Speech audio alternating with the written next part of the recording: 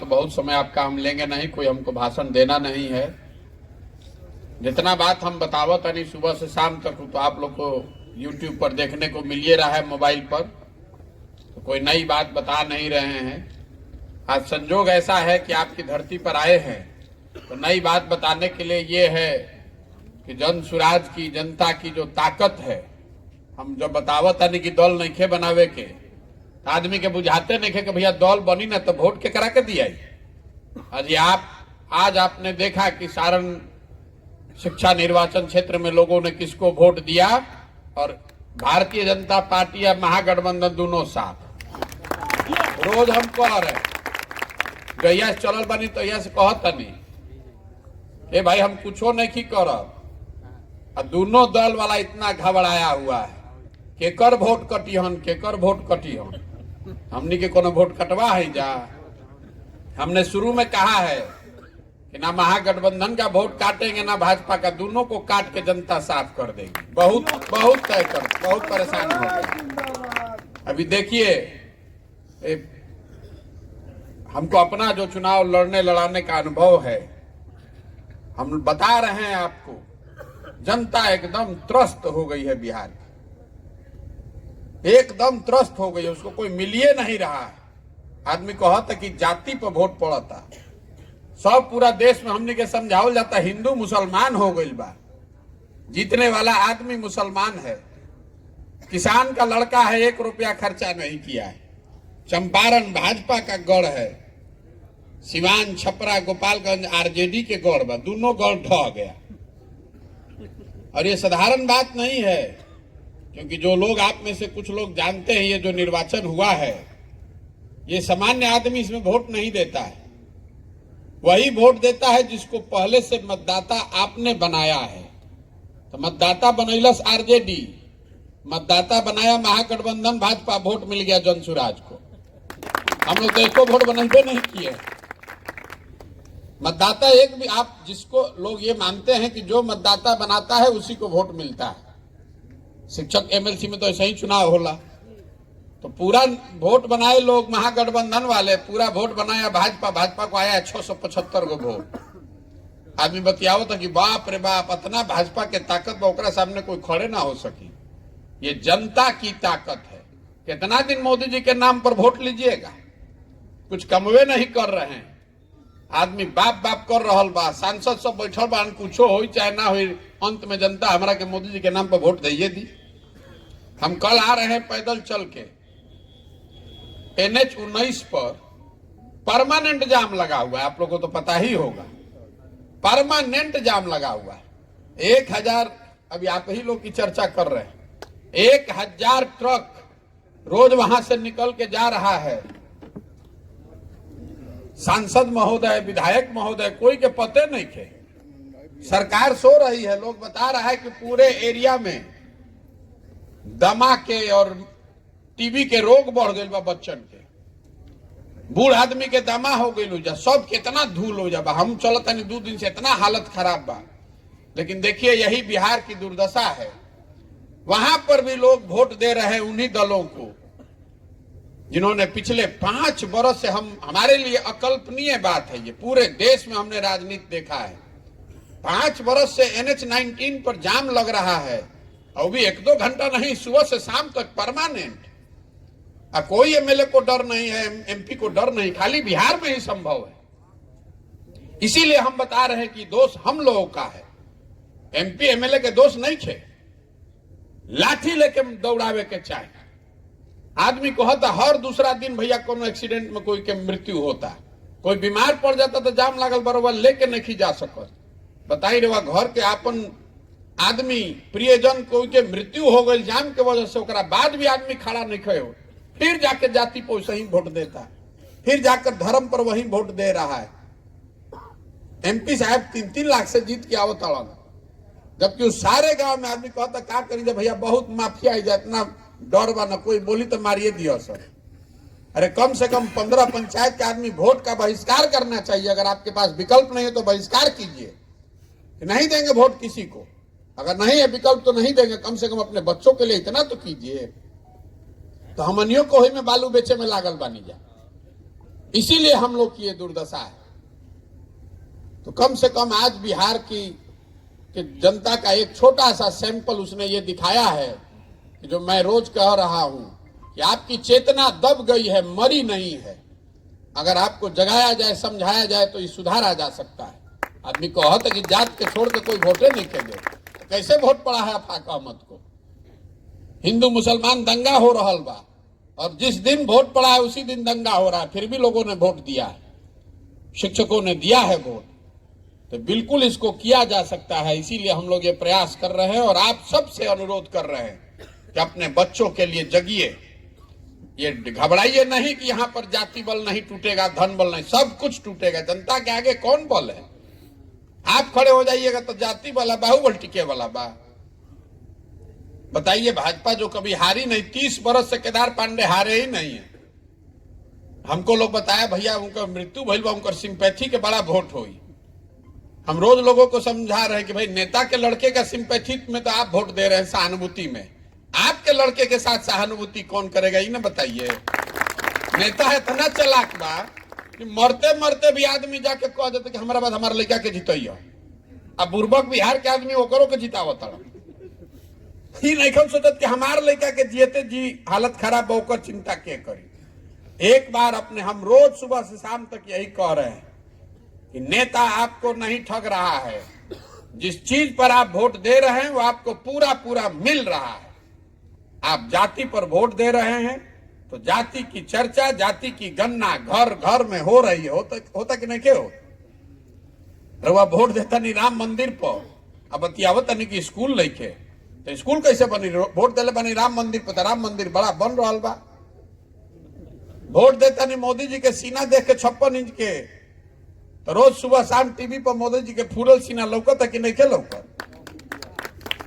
रउआ वोट देता नहीं 5 किलो अनाज पर, तो बिहार में कतनो चोरी होता तो 1 किलो चोरी करियो के 4 किलो अनाजवा मिलते बा। रउआ वोट दिले बानी बिजली आवे खातिर, तो बिजली घरे घर आइए गई बा, भले बिल 6,000 आओ कि 10,000 आओ। रउआ वोट दिले बानी गुजरात के डेवलपमेंट मॉडल के कहानी सुन के, तो गुजरात में फैक्ट्री लगते बा, राउर हमार लड़का जाके या मजदूरी करते बाड़न। रउआ कौना चीज वोट दिले बानी जो नहीं खे मिलो? इतने बात खाली बिहार के आदमी के समझ में आ जाए तो बस कल्याण हो जाए हमने के। जिस चीज पर आप वोट दे रहे हैं वो आपको मिल रहा है। अपने बच्चों के पढ़ाई और रोजगार के लिए वोट दीजिएगा तो वो भी मिलेगा। हमें कौनो बहुत बड़ा ज्ञान नहीं थे और यही कहने के लिए रोज चल रहे हैं। हम कोई महामानव नहीं है, नेता नहीं है, बड़का बड़का बात आदमी कहता। आदमी साधारण आदमी बनी जाए, साधारण घर में पैदा भइल बनी जाए। बिहार के सुधारे खातिर एगो प्रयास अपने से कर रहे हैं। आप भी लगिए, हमारे अकेले करने से नहीं होगा। एक आदमी हम कितना ही कर देंगे। अगर अपना घर परिवार छोड़ के भी साल 2 साल भी अगर चलत रहो तो कितना हजार आदमी से हम मिलो।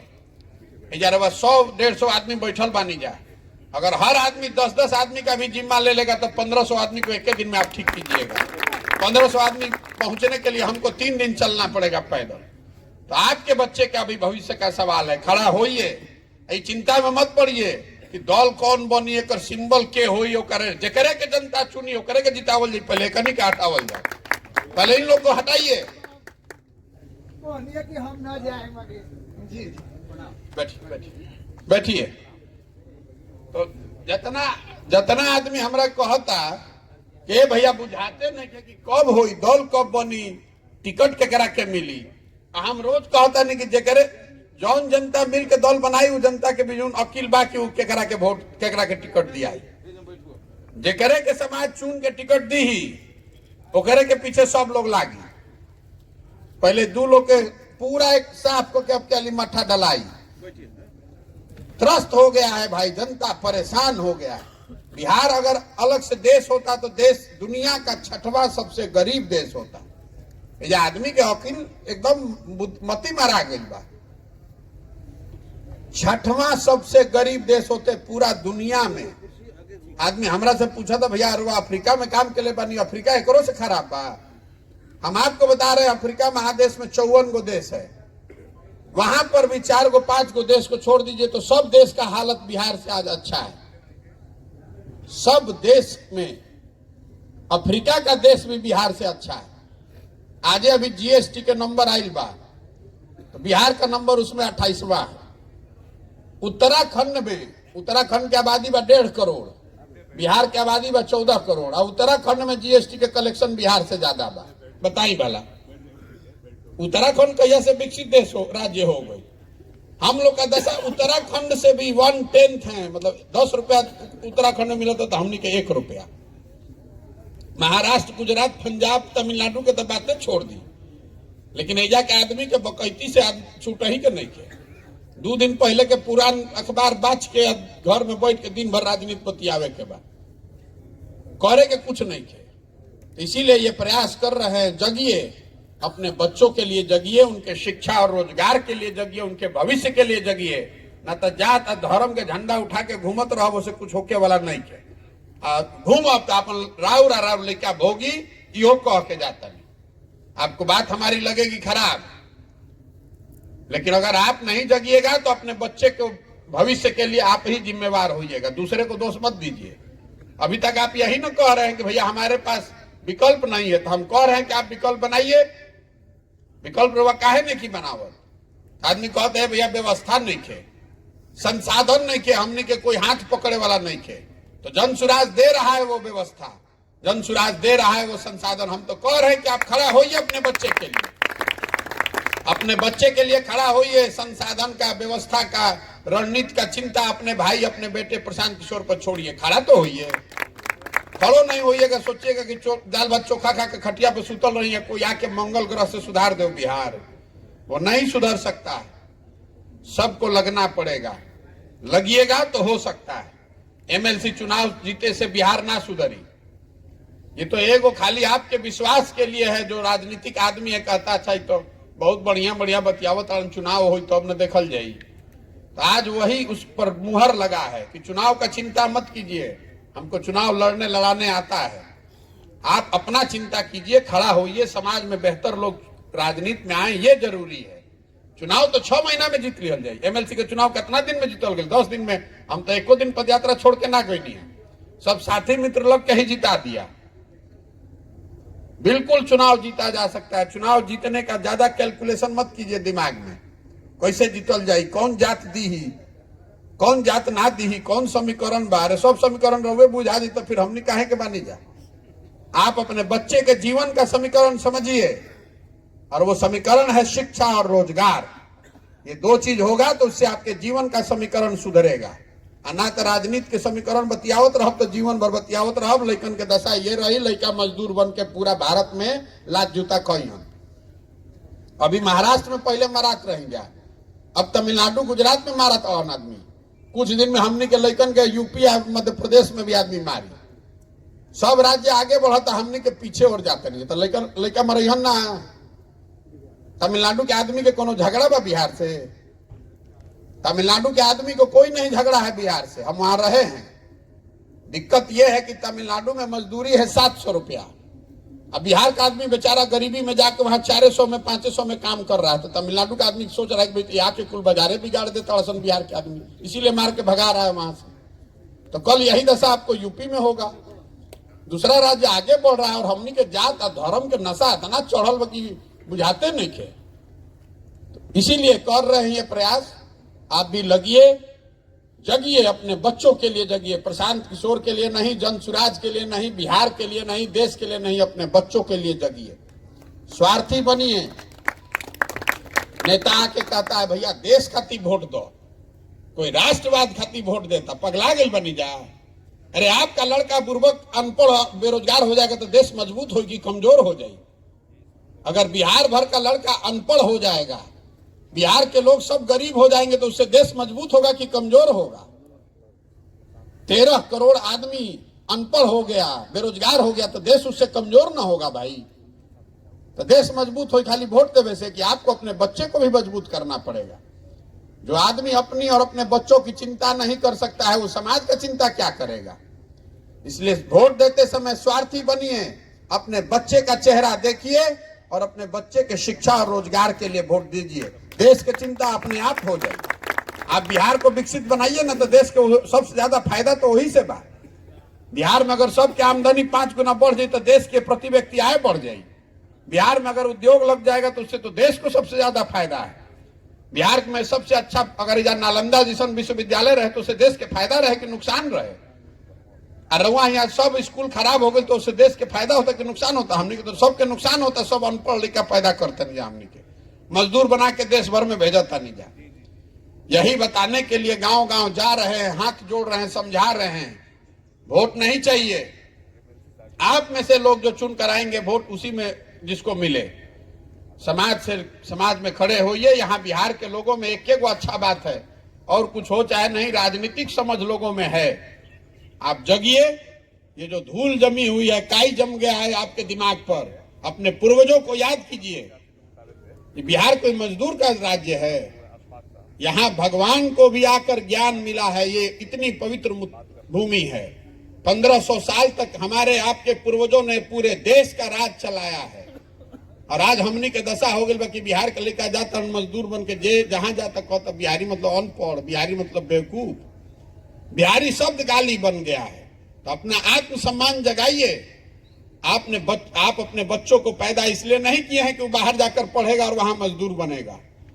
इसी के लिए अपने बच्चों को पैदा किए हैं हम लोग कि पूरा भारत में घूम के हमने का मजदूरी कर जाओ। इसको सुधारिए। और सुधारने का जिम्मा किसी नेता किसी दल का नहीं है, आपका हमारा है। बिहार को सुधारना है तो बिहार के लोगों को प्रयास करना पड़ेगा। तमिलनाडु कर्नाटक से आदमी आकर बिहार नहीं सुधारेगा। और खाली बतियाने से नहीं होगा, करके दिखाना होगा। आप लोग यहाँ आए हैं, 10 बज गए, 10:15। हम ज्यादा आपको पहले बोले हैं कि आपको लंबा समय हम रोकेंगे नहीं। आप आए, इसके लिए आपका बहुत बहुत धन्यवाद। और जितने लोग हमारे साथी यहाँ पर पिछले 5-7 दिनों से लगे हुए हैं इस चुनाव में, उनको भी मैं शुभकामना दे रहा हूं, उनको बधाई दे रहा हूं, उनको धन्यवाद कह रहा हूं। और लेकिन एमएलसी के चुनाव जीते से बिहार ना बदली। एमएलसी एमपी का चुनाव आएगा जाएगा। जरूरी है कि आप बदलिए, समाज बदले, समाज की सोच बदले, तभी बिहार को हम लोग बेहतर बना सकते हैं। न तो चुनाव तो हम बहुत जीते हारे। चुनाव जीतने से अब बहुत आदमी के चिंता लगल बा बिहार कैसे जीतल जाइए, इलेक्शन कैसे जीतल जाइए। अरे 2015 में तो हम पूरा बिहार जीत गए थे। अभी तो जीतब कि ना जीतब। 2015 में जीते थे ना, 190 सीट जीते थे। तो क्या हो गया? उससे बिहार सुधर गया? बिहार तब सुधरेगा जब बिहार को सही लोगों के साथ जीता जाए, एक योजना के साथ जीता जाए, संकल्प लेकर जीता जाए कि नहीं इसको 10 वर्ष में सुधारना है, और समाज उसके साथ लगे, तब बिहार सुधरेगा। आप आए, हमारी आपने बात सुनी, उसके लिए आपका बहुत बहुत धन्यवाद। एक बार बिहार के सम्मान में, इस मिट्टी के गौरव में एक नारा लगाइए। मैं बोलूंगा जय बिहार, और आपको बोलना है जय जय बिहार। जय बिहार। छपरा के आदमी आधा सुता था 10 बजे। जय बिहार, जय बिहार, जय बिहार। बहुत बहुत धन्यवाद।